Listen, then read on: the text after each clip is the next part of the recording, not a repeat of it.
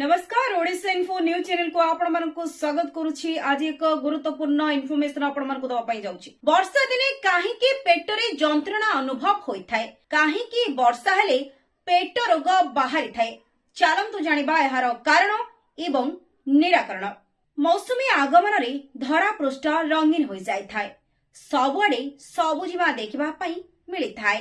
हेले एही समय रे अनेक रोगर सम्मुखीन हेबाक मध्य पड़ी थाए। थंडा ज्वर सहित अनेक प्रकार फ्लू एवं अधिक पेट संक्रमण भय मध्य रही थाए।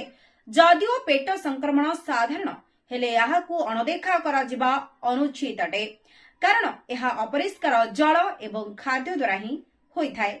एही समस्या जे कोनोसी वयसर लोकमानंको पाखरे आपण माने देखिबाकु पाइबे।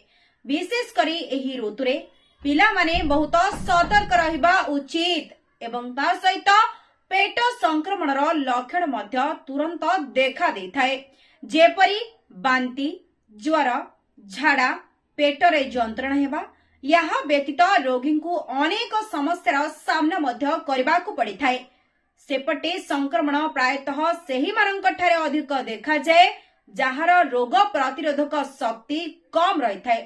पेट संक्रमण पई किछि घरोई उपचार मध्य अछि जहाको आपण माने व्यवहार मध्य करि परिबे।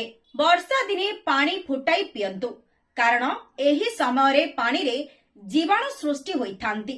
दूषित पानी पीवा द्वारा पेटर समस्या मध्य देखा देई थाए।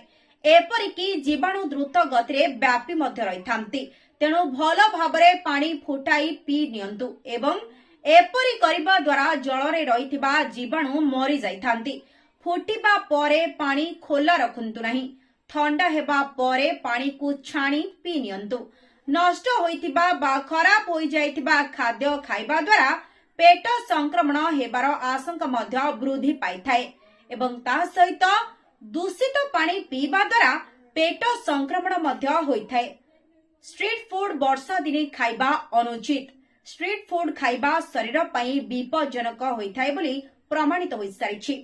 वर्षा दिने मध्य अधिक पानी पियंतु, काहेकि ना इलेक्ट्रोलाइट पानी किंबा अदा पानी निश्चिंत पियंतु।